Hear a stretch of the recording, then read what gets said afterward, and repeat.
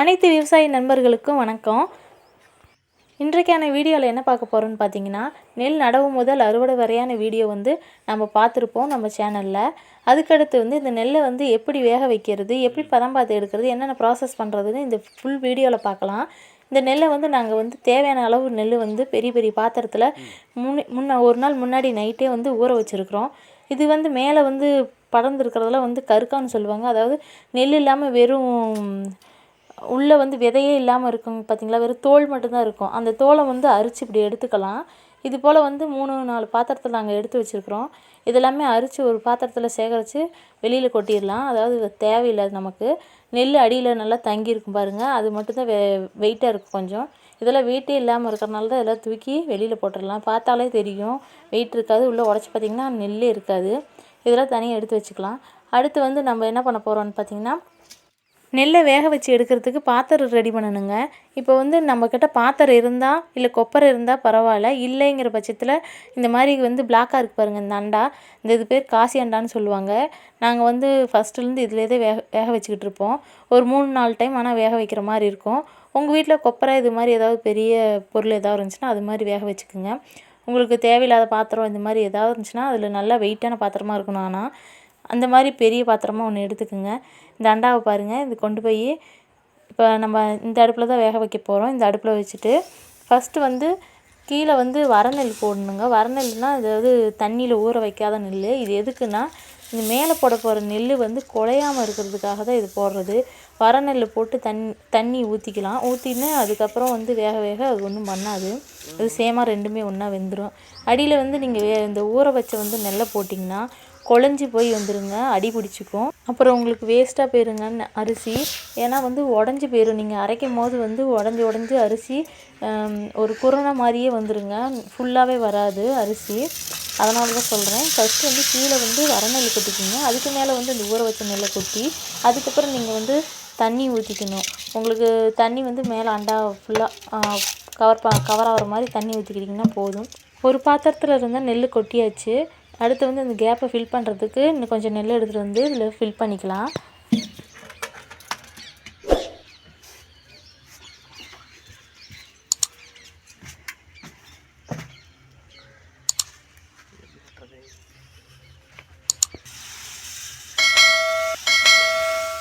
இது போல் 3/4 வர வரையும் நம்ம நெல்லை போட்டு வச்சுக்கலாம்.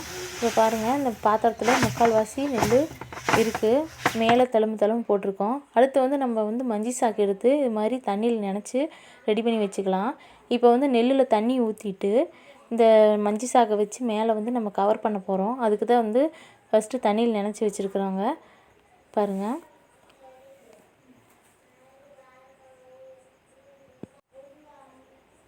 இப்போ இதில் தேவையான அளவு நம்ம தண்ணி ஊற்றிக்கலாம்.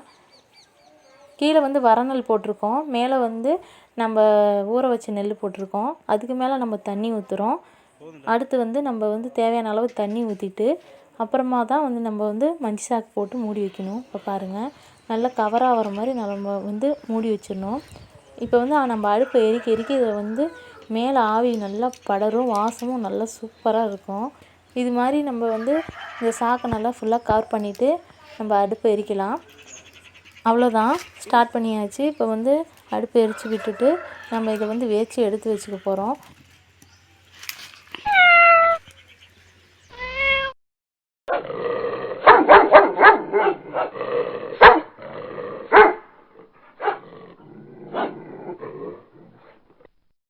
ஃபஸ்ட்டு வேச்ச நெல்லை எடுத்து வச்சுட்டு இது 2வது வச்சுக்கிட்டு இருக்கிறோம். இது தண்ணி மறுபடியும் ஃபில் பண்ணிவிட்டு போன டைம் மாதிரியே மேலே சாக்கை வச்சு கவர் பண்ணி மறுபடியும் நம்ம வேக வச்சு எடுக்க போகிறோம்.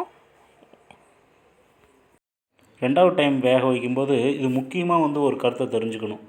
என்னான்னு பார்த்தோம்னா, ஃபஸ்ட்டு தண்ணி ஊற்றின தண்ணியை அப்படியே நம்ம மொத்தமாக வடிச்சிடாமல் அந்த அண்டாவிலேயே வச்சுருக்கணும். வச்சுருந்தா அடுத்த 2வது டைம் நம்ம வேக வைக்கும்போது அந்த நெல்லை வரநெல் போட்டு தண்ணி ஊற்றும்போது கம்மியான தண்ணி ஊற்றிடலாம். இன்னொன்று, ஏற்கனவே கீழே இருக்க தண்ணி சூடாக இருக்கிறனால சீக்கிரம் நெல் வந்துடும். அதை கொஞ்சம் முக்கியமாக பின்பற்றணும்.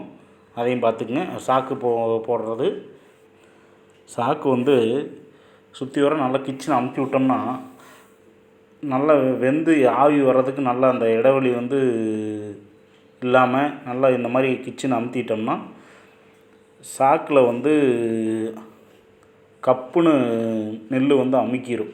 அமுக்குனதுக்கப்புறம் பார்க்கும்போது ஆவி வரும்போது ஃபுல்லாகவே வெந்து மேலே ஆவி வரும். நெல்லை கிளறி பார்த்தோம்னாவே நல்லா தெரியும். அதுக்காகத்தான் வந்து நம்ம சாக்கை வந்து ஈரச்சாக்கு போட்டு அமுக்குறோம். நம்ம போட்டிருக்க இந்த சாக்கு மேலே நல்லா ஆவி பறந்துச்சுனாவே போதும். அந்த பதம் தான் சரியான பதம். அப்போ வந்து இந்த நெல்லை வந்து நம்ம எடுத்துடலாம். நெல்லை எடுக்கும்போது அடுப்பில் எரியிற விரவை வந்து குறைச்சிடணும். நெல் வெந்ததுக்கப்புறம் இப்படி தான் நல்லா ஆவி பறக்க இருக்கும்.